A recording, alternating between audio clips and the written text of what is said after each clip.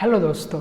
तो last class में हम लोगों ने ऑक्टेट रूल पढ़ा था और आज जो हम लोग स्टार्ट करने वाले हैं वो है कोवैलेंट बॉन्ड।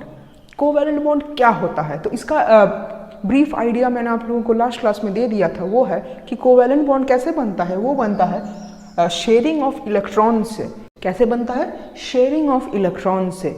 तो कोवैलेंट बॉन्ड का एक अच्छा एग्जाम्पल है वो है कि Cl2 मॉलिक्यूल। तो सबसे पहले देखते हैं कि ये Cl2 फॉर्म क्यों हुआ है।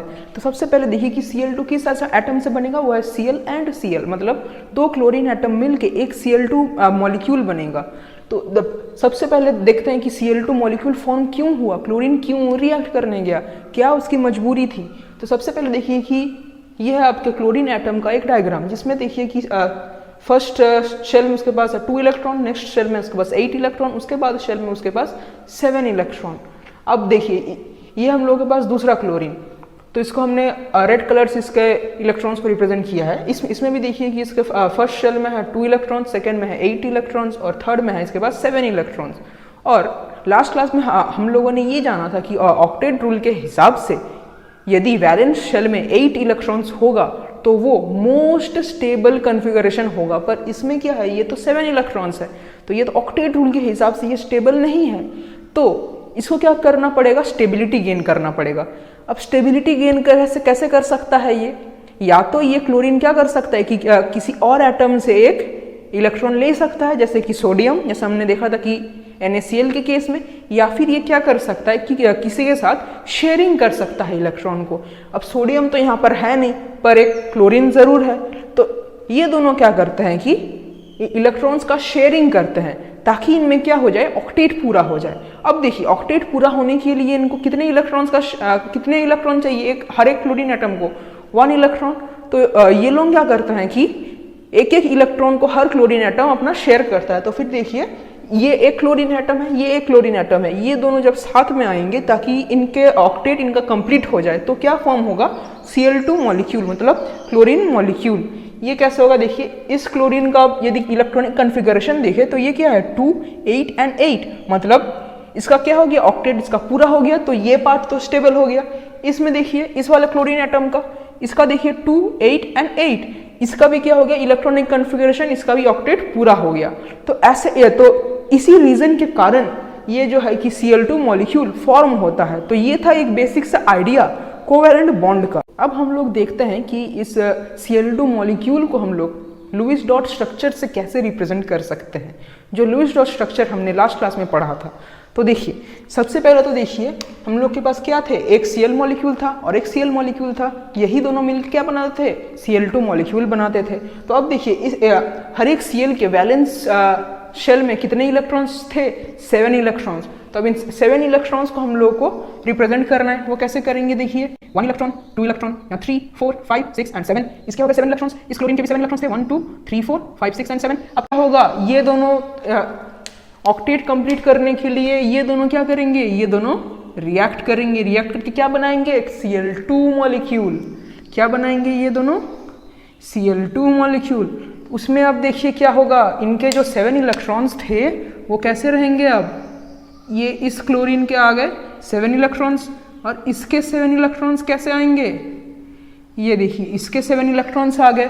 अब देखिए कि इनका ऑक्टेट कैसे कंप्लीट हो रहा है, लुईस डॉट स्ट्रक्चर से कैसे रिप्रेजेंट कर सकते हैं कि इनका ऑक्टेट कंप्लीट हो रहा है। ये देखिए इस क्लोरीन का देखिए ये आ गया इसका ऑक्टेट, और इस क्लोरीन का देखिए ये आ गया इसका ऑक्टेट। इसमें देखिए इस क्लोरीन के कितने इलेक्ट्रॉन्स होंगे, 1 2 3 4 5 6 7 एंड 8। तो इसमें कितने होगा वैलेंस शेल में, 8 इलेक्ट्रॉन्स। तो ये स्टेबल हो गया ऑक्टेट रूल से। इसमें देखिए इस क्लोरीन में कितने इलेक्ट्रॉन्स है, ये है 1 2 3 4 5 6 7 8। तो इसमें भी कितने हो गए, 8 इलेक्ट्रॉन्स। तो ये भी क्या हो गया, ऑक्टेट रूल के अकॉर्डिंग स्टेबल हो गया। तो इसी तरीके से हम लोग लुईस डॉट स्ट्रक्चर से भी किसी मॉलिक्यूल को ऐसे रिप्रेजेंट कर सकते हैं। अब जो आप लोगों को बताना था वो है कि आयनिक बॉन्ड कब बनेगा और कोवैलेंट बॉन्ड कब बनेगा। अब सोचिए कि हम लोग के पास एक एटम है, वो है क्लोरीन। तो क्लोरीन के पास कितने इलेक्ट्रॉन है, 7 इलेक्ट्रॉन्स, और उसको चाहिए कितने इलेक्ट्रॉन स्टेबल कॉन्फ़िगरेशन के लिए, वो है 1 इलेक्ट्रॉन। 1 इलेक्ट्रॉन होगा तो उसका ऑक्टेट कंप्लीट हो जाएगा। अब क्लोरीन को ये 1 इलेक्ट्रॉन चाहिए। अब यदि कोई उसको 1 इलेक्ट्रॉन दे दे तब तो उसको उसके लिए बहुत अच्छा है।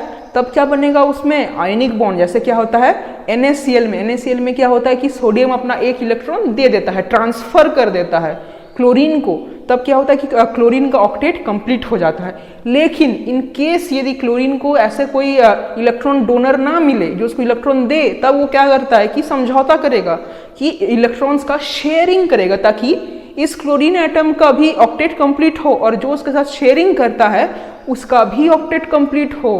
तो उसमें क्या करता है फिर वो, जैसे कि एक क्लोरीन एटम है और एक क्लोरीन एटम है, फिर ये दोनों अपना शेयरिंग ऑफ इलेक्ट्रॉन करके ये Cl2 मॉलिक्यूल बनाते हैं ताकि दोनों क्लोरीन एटम का ऑक्टेट कंप्लीट हो जाए। देखिए इसके बाद जो हम लोग देखेंगे वो एक बहुत ही इंपॉर्टेंट टॉपिक है। वो क्या है कि हम लोग कोवैलेंट मॉलिक्यूल्स के लिए, कोवैलेंट बॉन्ड के लिए हम लोग लुईस डॉट स्ट्रक्चर्स को कैसे ड्रॉ कर सकते, क्या रूल्स हैं उनके लिए। तो जो सबसे पहला रूल है वो क्या है कि bonds are form by sharing of electrons. Bond कैसे बनेंगे?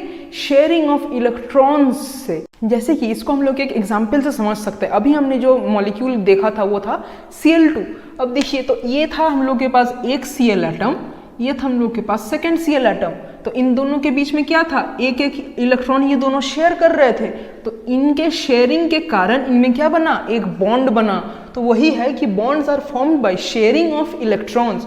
अब देखिए जो सेकेंड हम लोग का रूल है वो क्या है कि हर मॉलिक्यूल को मिनिमम 1 इलेक्ट्रॉन तो शेयर करना ही है यदि उसको कोवैलेंट बॉन्ड बनाना है। क्या करना है उसको, एक मिनिमम इलेक्ट्रॉन उसको शेयर करना है।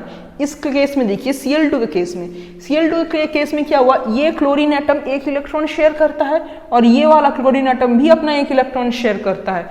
तो इसमें क्या हुआ कि मिनिमम तो एक इलेक्ट्रॉन था, तो ये शेयर कर रहे हैं, तो इसीलिए Cl2 मॉलिक्यूल भी कोवैलेंट मॉलिक्यूल है। अब जो हम लोग के पास जो थर्ड रूल है वो क्या है कि ये दो एटम्स जब कंबाइन होंगे, दोनों Cl एटम्स जब कंबाइन होंगे तो इन दोनों एटम्स का ऑक्टेट पूरा होना चाहिए। मतलब कि जितने भी एटम्स कोवैलेंट बॉन्ड बनाने के लिए वो कंबाइन करेंगे, बॉन्ड फॉर्म होगा, तो बॉन्ड फॉर्मेशन के बाद उन सारे एटम्स का ऑक्टेट कंप्लीट होना चाहिए।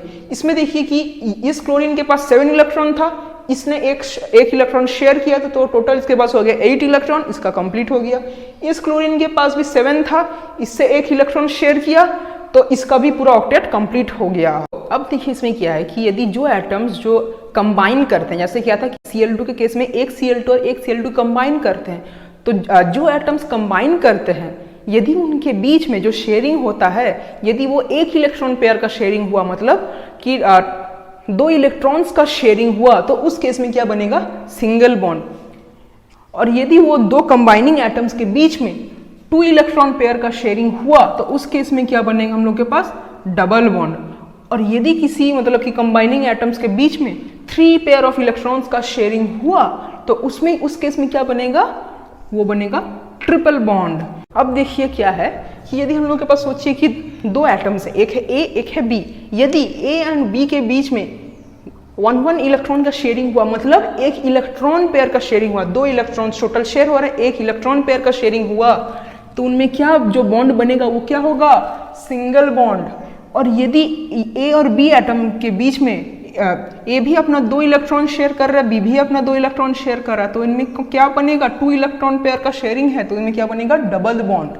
और यदि A और B के बीच में A अपना 3 इलेक्ट्रॉन शेयर कर रहा है और B भी अपना 3 इलेक्ट्रॉन शेयर कर रहा है, तो इस केस में क्या बनेगा, यहाँ पर बनेगा 3 इलेक्ट्रॉन पेयर का शेयरिंग हो रहा है, तो क्या बनेगा, ट्रिपल बॉन्ड। क्या बनेगा, ट्रिपल बॉन्ड।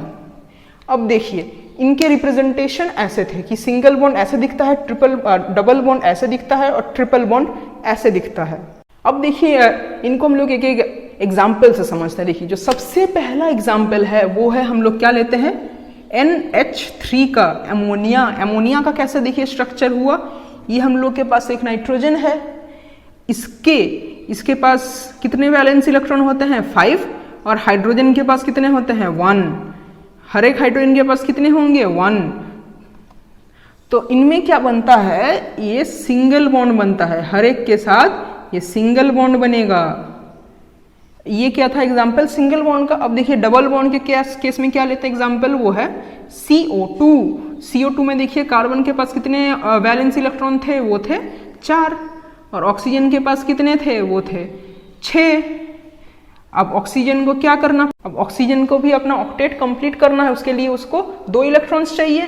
तो उसमें क्या बनता है, ऑक्सीजन कार्बन के साथ डबल बॉन्ड बनाएगा, ये वाला ऑक्सीजन भी कार्बन के साथ डबल बॉन्ड बनाएगा। तो ये था डबल बॉन्ड का एग्जाम्पल। अब देखिए ट्रिपल बॉन्ड का एग्जाम्पल, ये बहुत इंपॉर्टेंट है। देखिए सोचिए हम लोग के पास है एक नाइट्रोजन एटम जिसके पास कितने इलेक्ट्रॉन्स होते हैं, 5। अब उसको बनाना है ट्रिपल बॉन्ड, तो 3 इलेक्ट्रॉन यहाँ आ गए, 2 इलेक्ट्रॉन सोचिए यहाँ हो गए। अब देखिए एक और नाइट्रोजन है, उसमें से 3 इलेक्ट्रॉन यहाँ आ गए, 2 इलेक्ट्रॉन यहाँ आ गए। अब देखिए इसमें क्या बनता है, इन दोनों नाइट्रोजन के बीच में बनेगा ट्रिपल बॉन्ड। क्या बनेगा, ट्रिपल बॉन्ड। तो इससे क्या होगा, इस नाइट्रोजन का भी ऑक्टेट कंप्लीट हो जाएगा और इस नाइट्रोजन का भी ऑक्टेट कंप्लीट हो जाएगा। देखिए इस नाइट्रोजन के पास कितने इलेक्ट्रॉन्स हुए, 8, इसके पास भी 8 इलेक्ट्रॉन्स हुए। तो ये क्या बनाएगा, ट्रिपल बॉन्ड बनाएगा। अब देखिए जो इंपॉर्टेंट बात है कि ये जो सिंगल बॉन्ड होता है ये बहुत वीक होता है। सिंगल बॉन्ड से स्ट्रांग होता है डबल बॉन्ड, और डबल बॉन्ड से भी ज्यादा स्ट्रांग होता है वो होता है ट्रिपल बॉन्ड। ट्रिपल बॉन्ड बहुत ज्यादा स्ट्रांग है।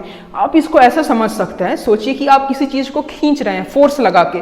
अब यदि आपके पास एक हाथ से आप खींचेंगे तो वो थोड़ा सा कम खींच पाएंगे, वो है सिंगल बॉन्ड। यदि आप दोनों हाथ से खींचेंगे तो वो क्या होगा, डबल बॉन्ड से खींच रहे, तो उसमें आपके पास ज्यादा ताकत रहेगा आपको खींचने के लिए। यदि मानिए आपके पास 3 हाथ है, आप 3 हाथों से खींच रहे हैं, तो उसमें आपको और ज्यादा मतलब पावर मिलेगा खींचने की। तो ट्रिपल बॉन्ड और ज्यादा स्ट्रांग होता है।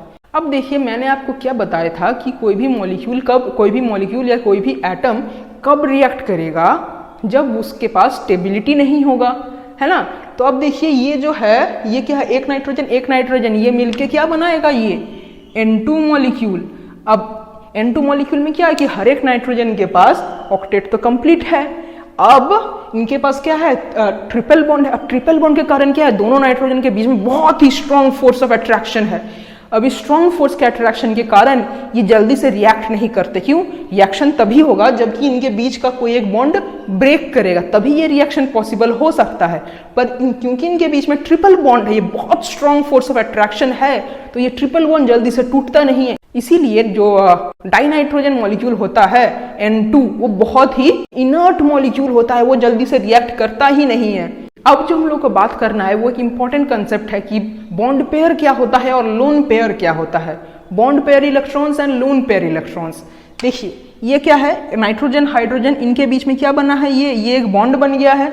ये क्या बना है, एक बॉन्ड बना है। बॉन्ड में कितने इलेक्ट्रॉन्स है, एक इलेक्ट्रॉन ये, एक इलेक्ट्रॉन ये।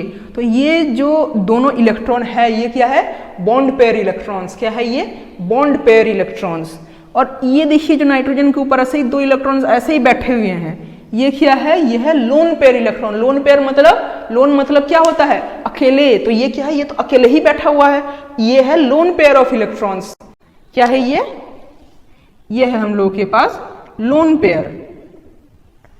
Pair electrons. और ये जो दोनों है हम लोगों के पास, ये है क्या हम लोगों के पास बॉन्ड पेयर इलेक्ट्रॉन्स। क्या है ये, बॉन्ड पेयर इलेक्ट्रॉन्स।